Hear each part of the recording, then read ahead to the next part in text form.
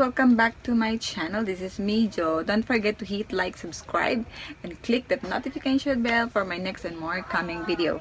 Guys, my vlog for today is all about beware of fake Navarro soap.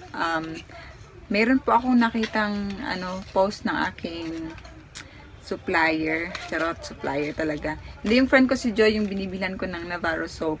Sabi niya, beware of fake Navarro soap. Yung Navarro soap daw na fake, yung niya, yung kulay ng sabon is very dark daw yung pagka-pink. Basta ko na lang yung picture ng fake ng Navarro. Bumili ako kanina sa kanya dalawa kasi may bumili din ng friend ko. So, ito yung binili kong Navarro ngayon. Tapos, ito yung box niya. Ganyan siya. Tapos, may expiry date din po siya dito. Expiry date is on February 16, 2021. Matagal din siya mag-expire. Ayan no, may expiry date siya. Kita ba? Ayan. Tapos, yung pagka-pink niya daw is parang ganyan. Basta ganyan. Light pink. Ipapakita ko na lang yung picture ng fake na Navarro. Hindi ko pa I did not encounter yet yung itsura ng fake na Navarro kasi dito sa Hong Kong ko siya binili. I don't know kung meron dyan sa Pilipinas kasi yun daw ang sabi. Baka, ewan ko lang kung may fake na lumusot dito. Baka dyan sa atin kung baka merong nakalusot. Alam mo naman kung ano yung trending na ginagaya din ng mga iba. Parang, syempre, of course, making money din. So, eto. Mayroon din siyang nakalagay na tatak Navarro. Basta yung kulay lang daw yung difference. Yun yan, no? Kasi yung fake na Navarro, mayroon din daw yung tatak na Navarro. Pero kitang-kita mo talaga yung difference pag makabili ka na ng original. Makompare mo talaga siya kung fake or original. So, guys, for almost 2 weeks? 2 weeks na ata, ginagamit ko yung bleaching. Pero, I'm not using it every day. Like, every other day. Or, minsan, pag maisipan ko. Kasi, minsan, tamad din ako mag-bleach sa skin. Yun naman, may naman siya. May resulta. Mas maganda pa rin siya partneran ng lotion afterwards. Ng mga whitening lotion. Or, syempre, yung may SPF. Yung malakas na SPF. Tapos, apply it in a circular motion. In a damp skin. Tapos ano pa ba? Question.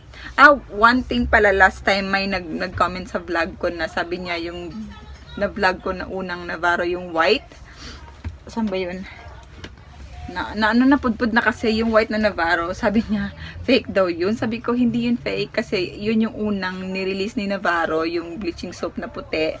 And then afterwards, yun yung may touch of AHA. Kasi may AHA pala to.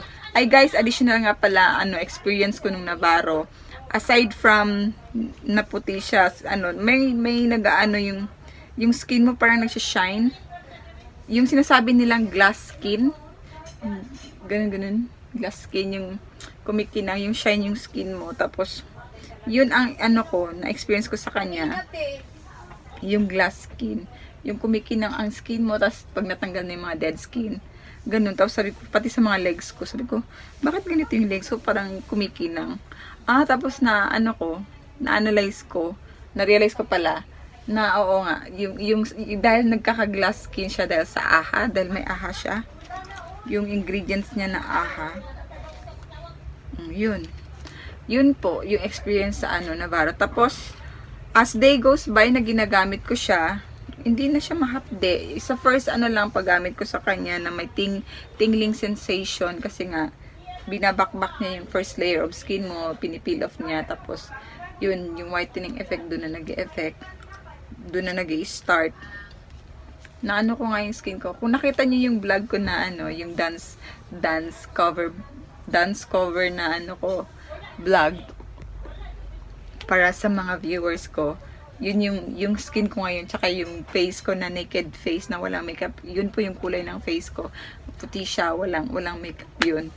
Okay guys, yun lang po. Kung may tanong pa po kayo, just if you have any questions further about the using of Navarro, just message me or just comment down below on the description box, and then I will show you the picture later on, yung picture ng fake na na Navarro bleaching soap.